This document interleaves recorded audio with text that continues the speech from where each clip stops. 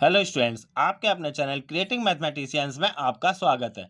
Students, आज के lecture में हम बहुत ही कॉन्सेप्शनल टॉपिक रेक्टेंगुलर हाइपरबोला के ऊपर डिस्कस करेंगे।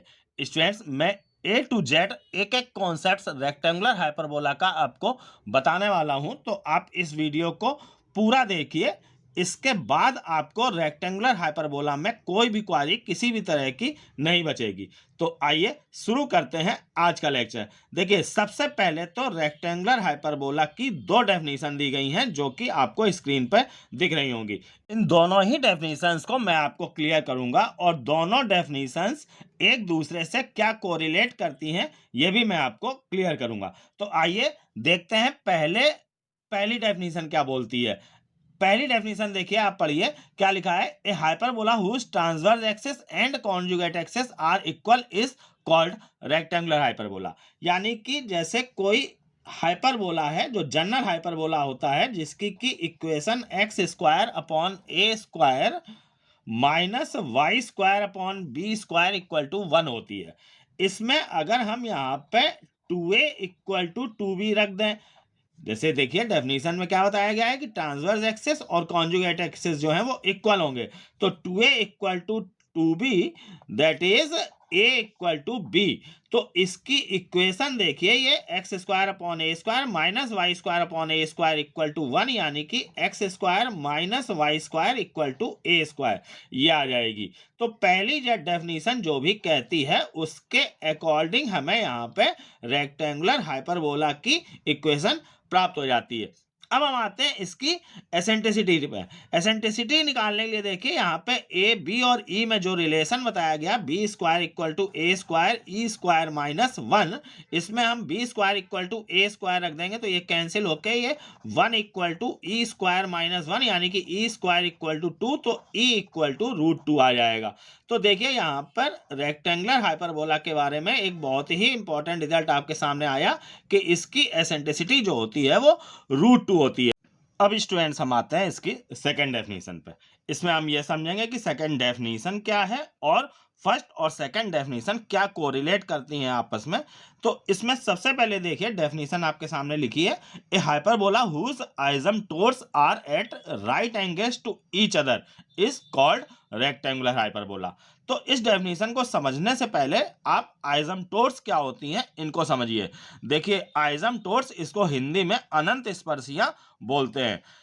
हाइपरबोला की ऐसी टेंजेंट्स जो इस हाइपरबोला को इनफाइनाइट पर टच करें, ऐसी जो टेंजेंट्स होती हैं वो आइसोम्टोड्स कहलाती हैं। तो देखिए यहाँ पे आपके सामने आइसोम्टोड्स दो बनी हैं जो कि राइट एंगल पर हैं, ये इसकी डेफिनेशन में बताया गया है। तो अभी यहाँ पे देखिए कहीं पे भी आपको टच करती हुई हाइपरबोला को नहीं दिख रही होंगी, लेकिन ये हाइपरबोला इस तरह से ये आगे जाके इनफाइनाइट तक जाता है और ये लाइन भी ऐसे ही इनफाइनाइट तक आगे पीछे बढ़ाने पे जाती हैं। तो आगे इमेजिन ये किया जाता है कि ये इनफाइनाइट पे जाके इसको टच करेंगे, इसलिए इसको आइसोम्टोड्स यानी कि अनंत स्पर्शियां बोलते हैं। तो अब यहाँ पर इन दो आइसोम्टोड्स की इक्वेशन क्या होगी इसको आप समझिए। देखिए, पहले तो यहाँ पे ये ओरिजिन से जाने वाली दो लाइन ली हैं जो आइसोम्टोड्स हमने ली हैं। अब इस पॉइंट को हम ए कॉमा बी ले लेते हैं। देखिए, ये डिस्टेंस ए है हमारी और ये इतनी डिस्टेंस बी है। हाइपरबोला में ये इतनी डिस्टेंस ए और बी होती है, तो ये इतनी डिस्टेंस यहाँ पे ए और इतनी डिस्टेंस बी है। तो हमने इस स्पर्शी पर टेंजेंट पर एक पॉइंट ए कॉमा बी ले लिया।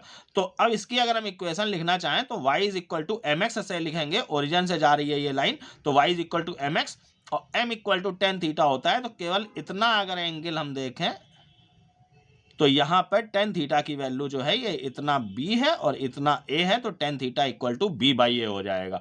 तो इसकी equation y is equal to M X यानी कि y equal to b by A x हो जाएगी।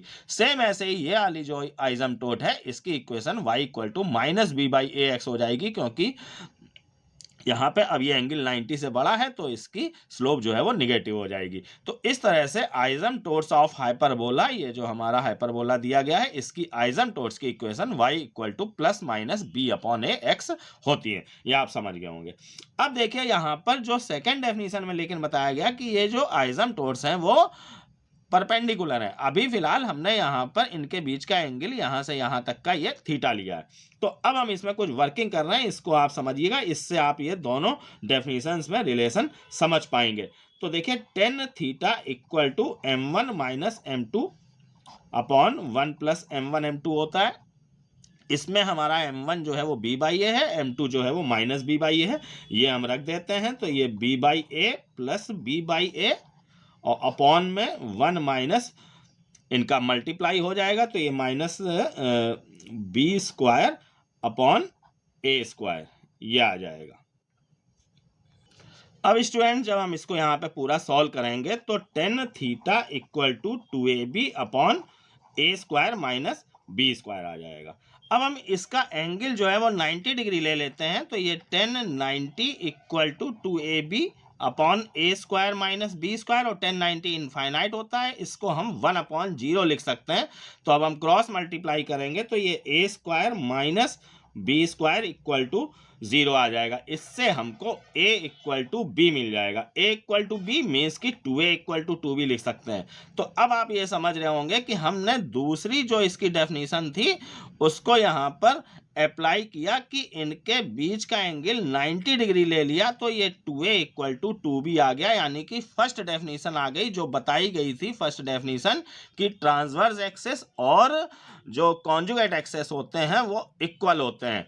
तो यहाँ पर जो दूसरी डेफिनेशन में बताया गया कि आइसोम्टोट्स परपेंडिकुलर होती हैं, तो आइसोम्टोट्स परपेंडिकुलर हम लेके चले और ट्रांसवर्स एक्सेस और कॉन्जुगेट एक्सेस बराबर आ गए। तो आप इस पूरी वर्किंग से ये समझ चुके होंगे फर्स्ट डेफिनेशन और सेकंड डेफिनेशन दोनों एक ही बात कहती हैं। तो स्टूडेंट्स अब यहाँ पर जो आइसोम्टोट्स की स्लोप यहाँ पर b बाई ए और माइनस b बाई ए ली गई थी, तो b और a बराबर आ गया यहाँ पे, तो ये कैंसिल होके 1 आ जाएगा। तो कुल मिला के अब आइसोम्टोट्स की equation y is equal to plus x और y equal to minus x हो जाएगी। इस तरीके से कुछ इसका फिगर होगा। तो ये y इक्वल टू एक्स यानी कि m इसकी 1 है, तो एंगल ये पॉजिटिव एक्स एक्सेस से 45 डिग्री का बनाएगा, और y equal to minus x इस लाइन की इक्वेशन है, यानी कि ये टोटल 135 डिग्री का एंगल होगा। मीन्स कि इन दोनों जो आइसोम्टोट्स हैं इनके बीच का एंगल जो है वो 90 डिग्री हो जाएगा। यही इस सेकंड डेफिनेशन में बताया गया है। तो अब इस पूरे मैटर में इतना आप समझ चुके होंगे कि इसकी फर्स्ट डेफिनेशन क्या है, सेकंड डेफिनेशन क्या है, आइसोम्टोट्स की इक्वेशन क्या होती है और कैसे ये एक दूसरे से दोनों डेफिनेशन कोरिलेट करती हैं। अब स्टूडेंट्स हम आते हैं ट्रांसफॉर्म्ड हाइपरबोला पे। ट्रांसफॉर्म्ड हाइपरबोला क्या है कि अगर ये जो हमारे एक्सेस होते हैं इनको हम 45 डिग्री रोटेट कर दें, तो जैसे जो हमारा ओरिजिनल हाइपरबोला था वो अब कुछ इस तरह की शेप प्राप्त कर लेगा। तो इसमें करा क्या गया है यहाँ पर कि ये जो हमारे एक्सेस थे, एक्स एक्सेस और वाई एक्सेस, इनको पॉजिटिव डायरेक्शन में ये 45 डिग्री पर रोटेट कर दिया गया है। तो अब ये हमारा एक्स एक्सेस और इतना ये जो है वो हमारा वाई एक्सेस हो जाएगा, और हाइपरबोला की शेप अब यहाँ पे इस तरीके से जो थी वो ऐसी पहुंच जाएगी। तो इस तरीके का हाइपरबोला बन जाएगा। तो अब आगे हम यहाँ पर ये पढ़ेंगे कि इस नए जो हमको ये हाइपरबोला प्राप्त हुआ है इसकी इक्वेशन क्या होगी और कैसे निकाली जाएगी, और इस हाइपरबोला की सारी क्वांटिटीज की वर्टेक्स, फोकस, डायरेक्ट्रिक्स, ये सब क्या होंगी। तो आप इसको देखिए अब आगे। तो इसमें है क्या यहाँ पर कि रोटेट 45 डिग्री किया गया है। तो अब इसकी जो इक्वेशन होगी उसके लिए यहाँ पे ट्रांसफॉर्मेशन ऑफ एक्सेस में जो फार्मूले दिए गए हैं, small x equal to capital x cos theta minus y sine theta, small y equal to capital x sine theta plus capital y cos theta. तो आप ये समझते होंगे कि जब भी यहाँ पे उसकी शेप बदल जाएगी, इसकी देखिए जो शेप है वो इधर इस तरीके से थी, अब ये ऐसी आ गई है, तो इसकी इक्वेशन भी चेंज होगी।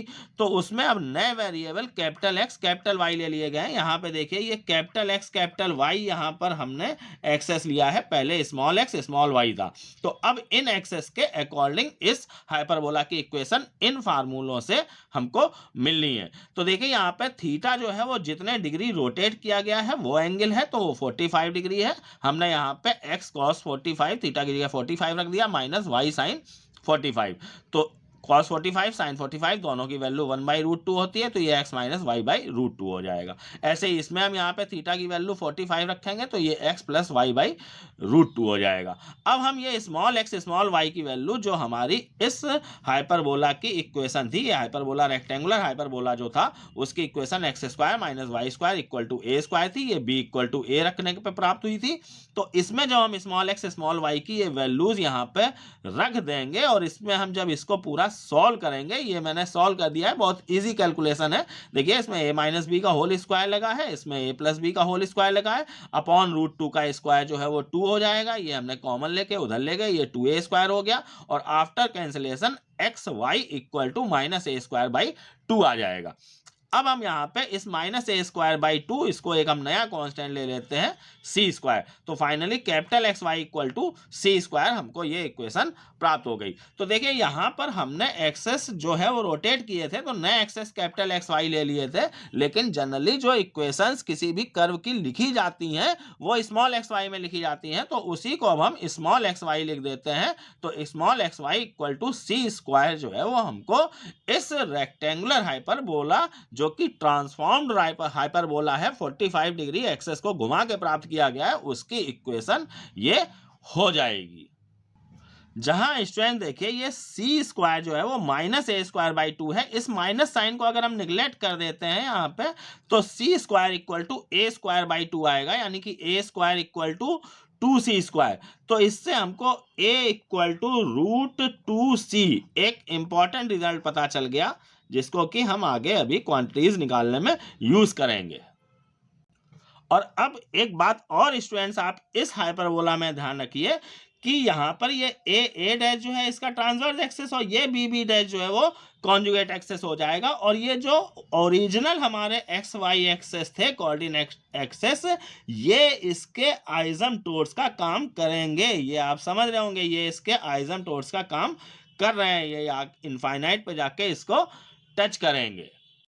अब स्टूडेंट्स अब इस हाइपरबोला की हम इन सारी क्वांटिटीज को देखते हैं कि क्या होंगी। तो देखिए सबसे पहले यहाँ पे ये जो a और a डैश पॉइंट है इसको हम ले रहे हैं। आप देखिएगा यहाँ पे ये पॉइंट हम c, ले रहे हैं। इसके दो रीजन मैं आपको समझा रहा हूँ कि क्यों ये c, लिया गया है, इसको आप ढंग से देखिए। सबसे पहले तो देखिए ये जो लाइन है जो इसके ट्रांसवर्स एक्सेस का काम कर रही है, ये इसकी इक्वेशन जो है वो y is equal to x होगी, क्योंकि इस x एक्सेस से ये 45 डिग्री पे रोटेट किया गया है, तो इसकी equation y is equal to x है, यानी कि इस लाइन पर जो भी पॉइंट लिया जाएगा उसमें x और y बराबर होगा, यानी कि एब्सेसा और ऑर्डिनेट बराबर होगा। तो यहाँ पर देखिए ये c एब्सेसा और ऑर्डिनेट बराबर है। अब आप देखिए यहाँ पर बराबर तो ले लिया, लेकिन सी ही क्यों लिया, तो उसके लिए आप देखिए कि इस रेक्टेंगुलर हाइपरबोला की equation x y equal to c square है, जो मैंने ड्राइव करके दिखाई आपको।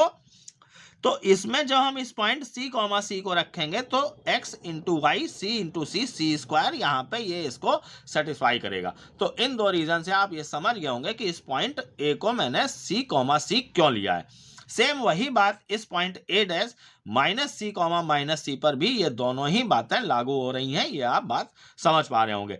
तो फाइनली a और a डैश हमारे ये पॉइंट्स हो जाएंगे। अब a और a डैश जो है वो ट्रांसवर्स एक्सेस के एंड पॉइंट्स हैं, और ट्रांसवर्स एक्सेस के जो एंड पॉइंट्स होते हैं वही हमारे वर्टेक्स होते हैं। तो ये हमारा वर्टेक्स c, और माइनस सी, आ जाएगा। तो अब वर्टेक्स आप समझ गए होंगे कि कैसे आएंगे। अब ट्रांसवर्स एक्सेस और कॉन्जुगेट एक्सेस पे आते हैं। तो देखिए यहाँ पे ए डैश जो है वो हमारा ट्रांसवर्स एक्सेस है, तो इन दोनों पॉइंट्स के बीच की अगर हम डिस्टेंस निकाल लें तो ये हमको ट्रांसवर्स एक्सेस की लेंथ मिल जाएगी।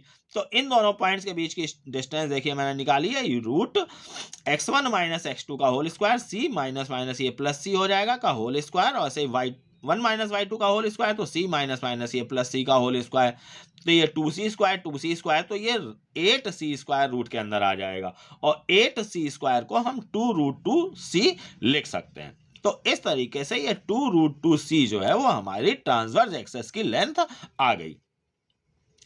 अब कॉन्जुगेट एक्सेस की लेंथ हमको निकालने की जरूरत नहीं है। देखिए ये b और b डैश जो है वो हमारा कॉन्जुगेट एक्सेस होगा, इसकी लेंथ जो है वो ट्रांसवर्स एक्सिस के बराबर होगी। यही हाइपरबोला की फर्स्ट डेफिनेशन में बताया गया है रेक्टेंगुलर हाइपरबोला की, कि कॉन्जुगेट एक्सिस और ट्रांसवर्स एक्सिस जो है वो इक्वल होंगे। तो देखिए यहाँ पर ये इनके बीच की ये लेंथ और ये लेंथ जो है वो सेम रहेगी, बस इसको सिर्फ रोटेट कर दिया गया है हाइपरबोला को। यहाँ पर उसकी शेप में कोई अंतर नहीं आया, उसकी पोजीशन एक तरह से हम कह सकते हैं कि चेंज हो गई है, लेकिन शेप वही रही है।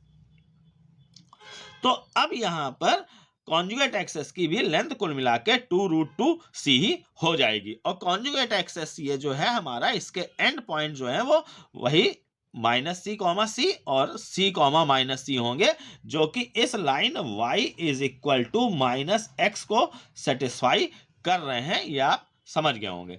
तो अब हम आते हैं यहां पर वर्टेक्स पे, सॉरी वर्टेक्स हो चुका है सेंटर पे। सेंटर जो है वो हमारा ट्रांसवर्स एक्सेस और कॉन्जुगेट एक्सेस का इंटरसेक्शन पॉइंट होता है, तो ये ओरिजिन पे इंटरसेक्ट हो रहे हैं, तो इसका सेंटर ये हो जाएगा। फोकस पे आते हैं, देखिए फोकस को समझिएगा। जो हमारा ओरिजिनल हाइपरबोला बताया गया है, इस हाइपरबोला को देखिए, एक साइड का मैं केवल ये बना देता हूं। सेंटर इसका जो है वो ये है, इससे देखिए ये a डिस्टेंस पर जो है वर्टेक्स होता है, और AE डिस्टेंस पे इतना, ये AE डिस्टेंस होती है, इस पर फोकस होता है, और A/E डिस्टेंस पर इतनी ये जो है वो हमारी A/E डिस्टेंस है, A/E डिस्टेंस पे डायरेक्ट्रिक्स होती है। तो हम कुल मिला के ये कह सकते हैं कि जो हमारा सेंटर से इसकी फोकस की डिस्टेंस है, उसमें E का मल्टीप्लाई कर दिया गया है वर्टेक्स की डिस्टेंस में। तो वर्टेक्स की डिस्टेंस A है, उसमें E का मल्टीप्लाई कर दिया गया, तो AE फोकस की डिस्टेंस प्राप्त हो गई। और डायरेक्ट्रिक्स में क्या करा गया, E से डिवाइड कर दिया गया। तो जो मेन है हमारी वर्टेक्स की डिस्टेंस, उसमें अगर हम E से मल्टीप्लाई करेंगे तो फोकस की डिस्टेंस आ रही है, और E से जब डिवाइड करेंगे तो डायरेक्ट्रिक्स की डिस्टेंस आ रही है। इस बात को आप समझ गए होंगे। इसी कॉन्सेप्ट को हम यहां पर यूज करने वाले हैं। तो देखिए यहां पर जो है C है हमारा, ये इसका एब्सिसा, इसमें हम इसकी एसेंट्रिसिटी √2 से मल्टीप्लाई कर देते हैं। √2 इसकी एसेंट्रिसिटी है, ये मैंने पीछे बताया था रेक्टेंगुलर हाइपरबोला की। तो हमको यहां पर प्राप्त हो जाएगा, E से मल्टीप्लाई कर देते हैं तो ये √2c मिल जाएगा, और जो एब्सिसा है फिर वही ऑर्डिनेट होगा, ये बात मैंने समझाई। तो √2c इधर आ जाएगा। ऐसे ही इधर जब हम लेंगे तो -√2c, कॉमन नहीं लगेगा यहाँ पे, और -√2c, ये हमको पॉइंट मिल जाएंगे दो, जो कि इसके फोकस S और S' हो जाएंगे। लेटेस्ट रेक्टम की लेंथ पे आते हैं। देखिए लेटेस्ट रेक्टम जो होता है 2b² होता है, यहाँ पे b = a रख दिया तो 2a² हो गया, ये 2a आ गया। अब a जो है वो हमारा √2c है, तो यहाँ पे हम √2c रख देते हैं, तो ये 2√2c जो है वो हमारी लेटेस्ट रेक्टम की लेंथ आ जाएगी। गौर करने वाली बात देखिए यहाँ पे ये है कि ट्रांसवर्स एक्सेस, ये कॉन्जुगेट एक्सेस और लेटेस्ट रेक्टम, इन तीनों की लेंथ जो है वो इक्वल है यहाँ पर रेक्टेंगुलर हाइपरबोला में। अब स्टूडेंट्स हम आते हैं इसकी डायरेक्ट्रिक्स पे। देखिए एक डायरेक्ट्रिक्स इसकी इधर कहीं कुछ इस तरह से होगी, और एक डायरेक्ट्रिक्स इसकी ऐसी कुछ होगी। तो अभी मैंने जैसे बताया कि यहां पर जो वर्टेक्स की डिस्टेंस a है उसमें E का मल्टीप्लाई हुआ, तो हमको फोकस की डिस्टेंस पता चली।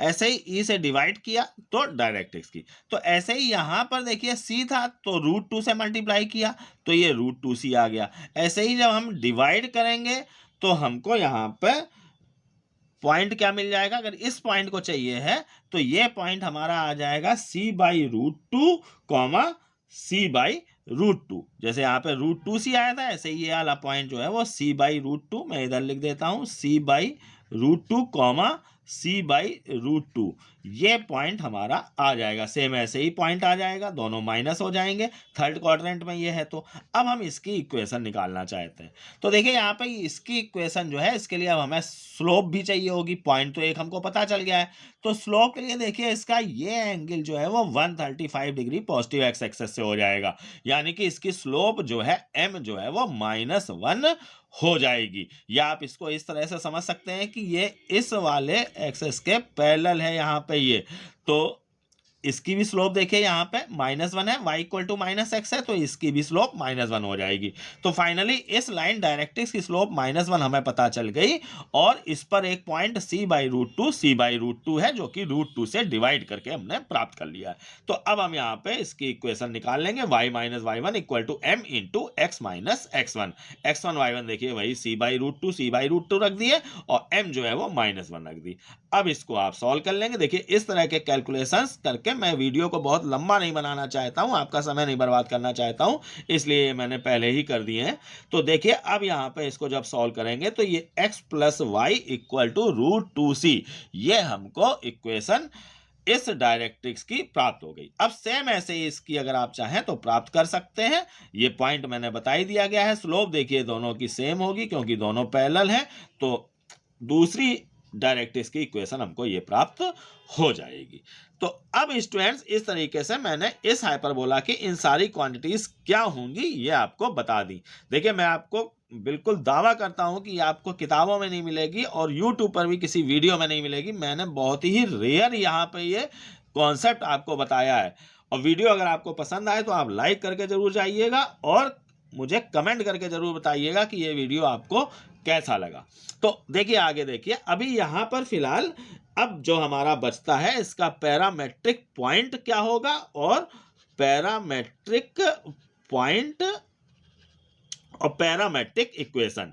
तो इसका पैरामेट्रिक पॉइंट जो होता है देखिए ये होता है ct, c/t, ये इसका पैरामेट्रिक पॉइंट है। आप इसको इसकी इक्वेशन ये जो x y equal to c square है इस पे आप सेटिस्फाई करा के देखिएगा, ये पॉइंट इसको सेटिस्फाई करेगा। तो ये हमारा पैरामेट्रिक पॉइंट लिया गया है। और पैरामेट्रिक इक्वेशन के लिए स्टूडेंट्स आप जानते हैं कि इन्हीं को हम एक्स इक्वल टू और वाई इक्वल टू करके लिख देते हैं तो हमको पैरामेट्रिक इक्वेशन प्राप्त हो जाती है। स्टूडेंट्स इससे पहले मैंने एलिप्स और हाइपरबोला की जो पैरामेट्रिक पॉइंट होते हैं और पैरामेट्रिक इक्वेशंस होती हैं उनके पूरे डेरिवेशन को मैंने किया है। बहुत अच्छे वीडियोस हैं, अगर आपने वो नहीं देखे हैं तो उन्हें आप अवश्य देखिएगा। उनका लिंक आपको डिस्क्रिप्शन बॉक्स में मिल जाएगा और वीडियो भी एंड स्क्रीन पे आ जाएगा, तो उसे आप अवश्य देखिएगा। यहां पर देखिए अब इसकी parametric equation x is equal to ct और y इक्वल टू c/t हो जाएगी। तो ये इस तरीके से इसकी पैरामेट्रिक इक्वेशन आ गई। अब स्टूडेंट्स मैंने यहाँ पर इस रेक्टेंगुलर हाइपरबोला के एक एक कॉन्सेप्ट को यहाँ पर आपको बताया है। अब मैं इस वीडियो को यहीं पर समाप्त कर रहा हूँ। वीडियो आप पसंद आया है तो निश्चित रूप से आप लाइक करिएगा और कमेंट जरूर करिएगा। Thank you.